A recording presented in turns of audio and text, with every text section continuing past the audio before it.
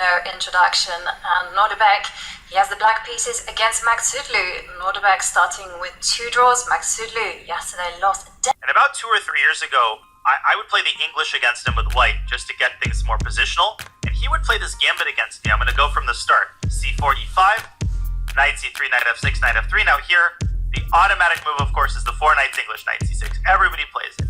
But no, E4 looks completely brazen because that pawn is immediately surrounded by white's knights and potentially white's queen.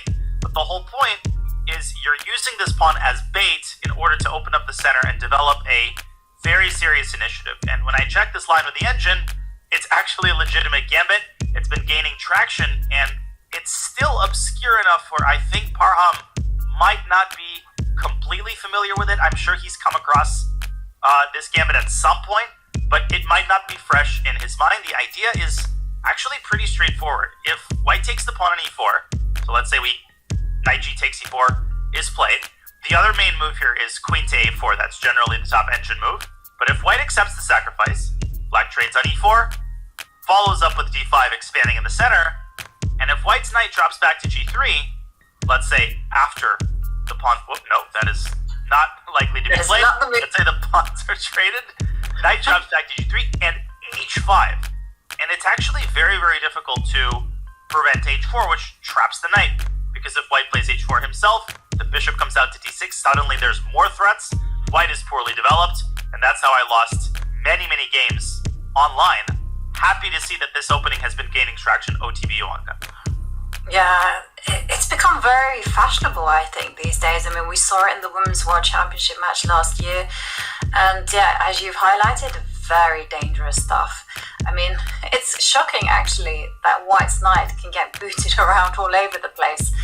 And also, it really breaks the rules of chess, right? Because you're not meant to sacrifice a center pawn so early in the game. You know, the wing pawns, that's fine. This one, bit more shaky.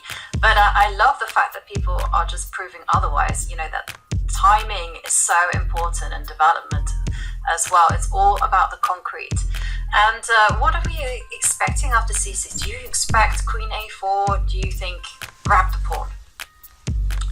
I think I'm actually really curious whether Parham is familiar with this line and trying to remember his prep, or he hasn't seen this at all, which is a possibility. This line, as I said, it's still obscure enough where it mostly hides in obscure online chess corners. Of course, Wijk can play kind of the bailout move d3, but this is not in Parham's style. He's a very ambitious player. He tries to play for maximum, particularly with the white pieces.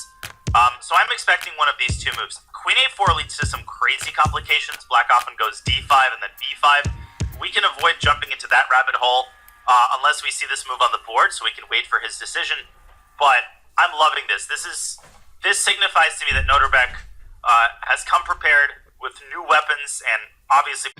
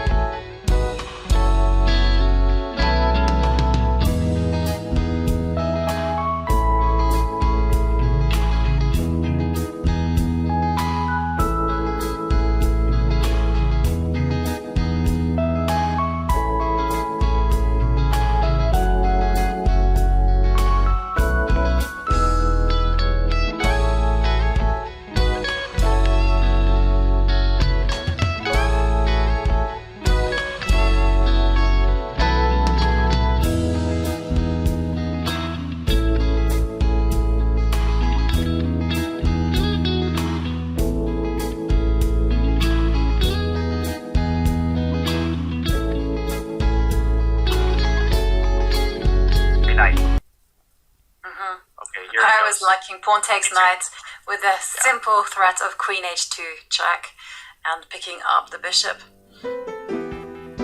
Yes, the final few moves. F takes e2, wreaking havoc on what remains of White's forces. That would be a great way to start. Just take on e2, hit the rook on d1. And if White recaptures with the queen, you could even pick up the bishop on c8 or deliver a check on h2. There's a million ways to win. What about queen h2 check over this king takes pawn? Yeah, that I thought requires some calculation, which of course the players are good at, but for lazy people like us, I don't know, like me, F takes e2 is... No. F takes e2. Nice. Sorry to include us in the category. No. It was entirely accurate. But this is also probably the best move. Queen takes e2, there is already a check on h2 once again, or a check on f4. Yeah, Erwin Lamy comes over to take a look at the devastation that Nodirbek has wreaked on his opponent's position. Good time management by Nodirbek. He's got 10 minutes. Plenty of time to figure everything out here. Resigning will happen in a couple moves.